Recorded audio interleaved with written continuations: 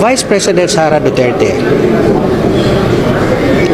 nag-iisa, if not, konti na lang ang mga cabinet members dyan sa present administration. If not, baka nga siya na lang ang nag-iisa na nakikitaan ng grupo namin, no? Upon consultation with my different leaders, na meron talagang malasakit, totoong pagsiserbisyo sa bayan.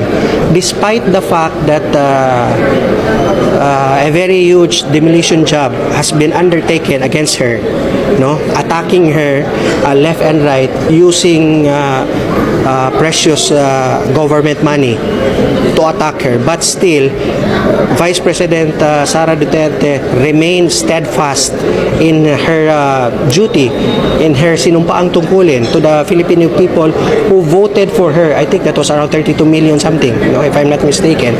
And so now we find it very fitting, no, that we issue a manifesto of support for the Vice President.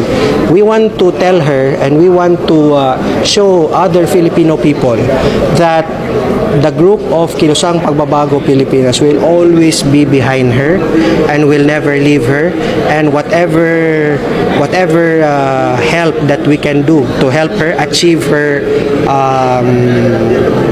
objectives, especially as a public servant, we are here to support her. Let us use our karapatan ngayon, no? Ang mga tao kasi, karamihan sa mga tao ngayon, dalawa. Number one, hindi nila alam na meron pala silang hawak sa kamay nila ngayon na isang makapangyarihang power, no? Very strong power at the palm of their hands, no? Number two, pwedeng alam nila pero hindi nila alam paano ito gamitin, no? So that's why tayo, no, sa Kilusang Pagbabago, we encourage people to use the power right at the palm of their hands right now and exercise it. Yo, what's up mga boss? Yan, naniniwala din ba kayo mga boss na sa mga cabinet members ni Pangulong Bongbong Marcos Jr.